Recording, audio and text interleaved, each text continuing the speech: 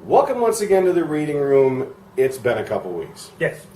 Yeah, we neglected to mention or post anything last week because life kind of got in the way. I posted something on the page. You did mention something on the Facebook page about it, but we are back. Today is the 30th of July, 2017, and as promised, Boing. we are going to start covering what we're going to consider to be the house book, which was a lovely suggestion, and we decided to. I don't know if Charles is the one that. What's up, Tractor? Yeah. The doors are open. We're al fresco. It's a lovely, warm, sunny day up here in the frozen tundra. I don't know if Charles is the one that suggested the house book. I can't remember who suggested the house book.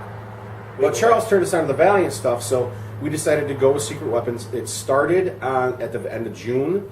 We have issue 1. Issue 2 has been released. We're not going to talk about it every week, obviously, because it's a monthly book.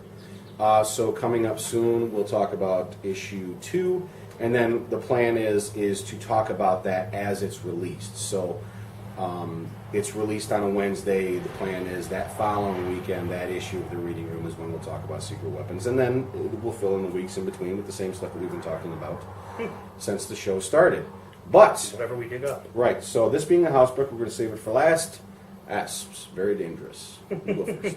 Okay. Well, I've recently visited our local 5 and Below store. And I don't know if anybody ever goes there. I don't even know where they came from. I never heard of them until they got here. But every now and again, not every time you go in there, but every now and again, you can find a 5-pack of comic books for $4. And these are fairly recent. I like this angle because this is like found treasure. You know what I mean? Yeah, it's kind of I like this. I mean, you can see the top book and the bottom book, but you don't know what's in between. Right. So sometimes, like the one I gave you, the extra one, I end up with doubles. But this is beautiful here. This one here. It's a little story about Peggy Carter, and oh my God, Tony's dead. Tony's Howard. Howard Stark, yes. And it's called Operation Sin. This is the number 1. It's in poor shape because, you know, what do you want for $5? Right. Or 4 books. 4 books for $5. Anyway, so yeah, she's at home, you know, just getting ready for bed, and all of a sudden, it starts right out. All kinds of stuff breaks loose. I guess. She's being blonde in this book. And being Peggy Carter, this is after everything that had happened to Peggy Carter. She's got combat boots right next to her bed, of course. Why not?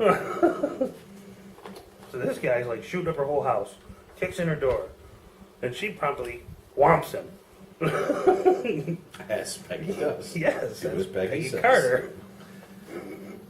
This little diatribe right here is really good. I like this page. This page is going to be an overlay. Yeah, this is great. Yeah. She's like, "Who sent you?" What's that? Speak up. In the pocket. It's in the pocket. Can you do me a favor? What? Because you broke both of my arms. Please push the blue button on my radio. What's it do? It calls a medevac. That's And she pulled out a card that says Howard Stark. Yeah, I like that. That's some pretty clever. That's some cute little writing right there. Yeah. Well, this whole thing, it's about Howard trying to get her back into his fray of doing things. Because she's been off doing other things. But, Okay, so Catherine Immonen was the writer, Rich Yes, Ellis right. the artist. They're doing the pencils, Jordan Boyd doing the colors. it's not better. It's pretty cool art. It's all right. Yeah, it's not. It falls within the realm of like straight up comic art. It's Yeah. an Nothing like an that individual crazy style. book I showed you. Nothing like that other crazy book you showed me a few minutes ago. But yeah. Anyway, the story is all about him trying to get her into his stuff. And this looks really interesting too. Black Vortex. I don't know what that is. I have no idea what that is. But sure. That's Nova. Yeah, it's Guardians. That's Storm. Yeah, It's okay. Guardians X-Men. But anyway, I digress. Somehow he talks her into it, but he didn't know he talked her into it, so she ends up in Russia. Because that's an airflow plane right there. Yeah. He and she, they all end up in Russia. And Peggy being Peggy, this big bad guy comes in here, and he's like Howard's connection. And Peggy basically just gives him what for, tells him all about it. If you're a fan of Peggy Carter as a character, this which is I am her. a huge fan of Peggy Carter as a character, Yeah. this looks like it's going to be a lot of fun to read. So, you build and build and build, and they this thing that they found, that he found for Howard.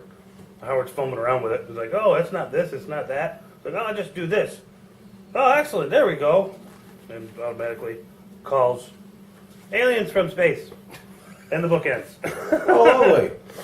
Yeah. Oh dear. So this is from a few years ago, because I saw an ad for Spider Gwen from 2015 in there. So let's go back to the title page. March 2015. Yeah. Nice. I might have to try to find some digital copies of the rest of this. It was interesting. And just check out. It's got the old school Shield logo. Yeah.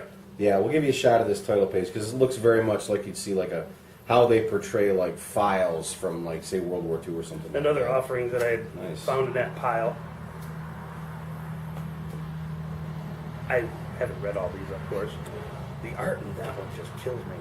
It's very stylized. Yeah. Deathlock. A new Deathlock. No kidding. A Squirrel Girl. The #1 Squirrel Girl. Swine. Then we got the Immortal Iron Fist, issue number 27.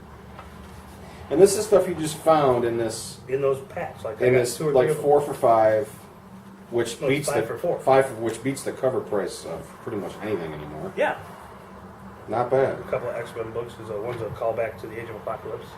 True Believers. Yeah, and that's a. Oh, I see. This is one of those True Believers, so it's one of those It's a reprints. reprint from Age of Apocalypse. Yeah. That's a nifty cover. Yeah, I haven't read that one yet. This is Utopians. Yeah, looks pretty neat. Extremely nifty cover. All right, so as per usual, we have a whole bunch of stuff that Scott brought that he didn't read. Well, I just grabbed this stuff. I only read a few of them. Yeah, so yes. Oh, I know this. I'm familiar with this. That looks like Phoenix. That is very evocative of the Jean Grey character card in Marvel Puzzle Quest, which I'm a particular fan of that mobile game. Yeah. Yeah. Nice. Yeah. Some nifty stuff. Well, let's get into that. Let's get into this guy. Okay, so Secret Weapons #1, like I said. Brand new Valiant title. Eric Heiserer is the writer, and he's the guy that wrote the screenplay for Arrival. The movie Which from the Denny recent Villeneuve one? movie, yes. Yeah, okay. Which is a particularly good piece of filmmaking. It was good. And writing, in fact. The screenplay for that should have won. I don't know if it did, but it was even nominated, but it should have won the Academy Award. So this is cool. It's like a The art's a little. the art's a little weird, but it's not distracting. How do I describe this? Okay, so basically it's like teenagers, and it's how it's like activating latent powers, like a Terrigenesis kind of thing. But it's not done through anything like that. It's done through technology. And the crux in this is that this guy who brought in these kids and put him up in this facility and tried to activated the powers, but got extremely disappointed because the powers were useless. All of them? That's what he decided, that the powers were useless. Like, you've got a guy that can kind of make things materialize out of thin air. I remember with that preview thing, we had a guy. Yeah, he's like, okay, he tries to make a shotgun. He ends up with, it looks like a Japanese kitty umbrella. Nice. Which becomes useful about a page and a half later. You've got a guy whose power is if he touches an object, he can make it glow lightly. Like a glow stick. That's great. Right, and so far the featured characters, two featured characters. One has actually a useful power. It's Technopath. Well, yeah. Yes, so she can kind of like Box. She can what Box? Alpha Flight, the guy who in the armor suit. Sort of. She can identify technology in the area. She can tap into it. She can make things not materials, but she can take spare parts and turn them into something technical that's useful. Like she makes a gun that straps to her wrist. Neat. And then you have the ornithopath, The guy who talked to the birds. chick who can talk to birds, and that's her power. She can talk to birds. But she's That's kind of her like only power? what's that? That's her power. They Well, all have one power. she's kind of like Gambit, where like Gambit can do the thing with the energy, but he's also trained in like Yeah. he's athletic and trained in hand-to-hand combat. Yeah. She's got that going for her too. So the first issue introduces a few of these characters. The guy who makes stuff glow with his hands may possibly die at the end of the book. That's the cliffhanger. But the Technomancer, yes, is the one that is kind of leading the charge to protect these other people who have escaped this facility. And there is a creature. There is something hunting them down. We don't know what it is yet. It's nasty. It's ugly looking. That's this guy right here. He's got some funky stuff. He bathes in a solution that has something to do with genetic material from some of the people that were housed in the facility, so he has some powers that are given to him. That's the gun that she uses. Neat. Yeah. So I am going to post a bunch of overlays and panels from this book and the cover art. And that's chapter 2. There's a bunch of variant covers for this stuff. Think about a Valiant book, and I don't know about all Valiant books, but this Valiant book, no ads. No? They don't do ads. It's extremely high quality, Yeah, heavy stock for the covers. I didn't see any ads at all. I was like, wow, that's No crazy. ads, exactly.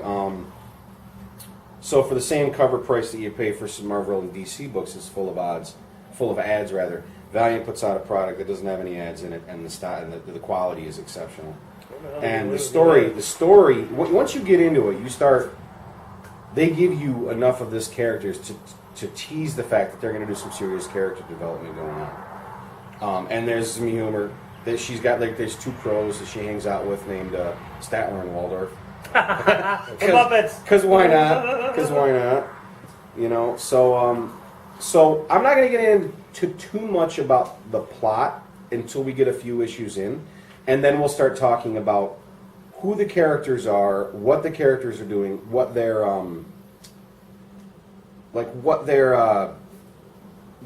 position in the story is, and stuff like that. Yes, and their motivations and how they're doing with like character development and stuff like that. So here we go. The introduction of Secret Weapons #1 as the house book. We will talk about this, like I said, not every week, obviously, but we get to a point where we talk about it as soon as it comes out every month.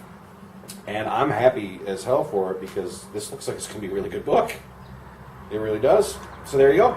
Valiant, Secret Weapons #1, the house book. Nice. Very nice. All right, so I think that's the reading room for the 30th of July, 2018. Facebook.com/thecomicsshop1. Like and subscribe and share. Oh, If you would please. And share. Comment and share. Let us know what you're thinking about. Let us know what you want to talk about. You can comment on the YouTube channel, or you can go back and check in on the Facebook page and geek out on all the content that we got there, and you can put comments on there and give us feedback about if you've been reading this book. If you started reading this book when it came out about a month ago, let us know what you think. Let us know what you think about the book. Let us know if we should be paying attention to certain things about the book. I have not yet read issue 2. Issue 2 is out. I have yet read Issue 2 will be covered probably not next week, maybe the week after, and then a couple weeks after that, we'll go ahead and dive into issue 3, like right after it comes out. So there you go. Yeah. All right. So we've been a little bit. The schedule's been a little bit wonky lately. We know that, but hopefully at this point we're pretty much back into the swing of things. Yeah. For now. Until the next thing. Until something else happens, which is going to be I don't know, at the end of August when I go to New York City. Yes, indeed. I'm going to be in absentia. We'll deal with that later. All right, so thing. what's that? Another baseball thing. Those baseball things and statues of liberty and American Girl dolls, and I'm going to spend so much money. So this is Scott. I am. I am Eric, and we will see you next week in the reading room. Be well.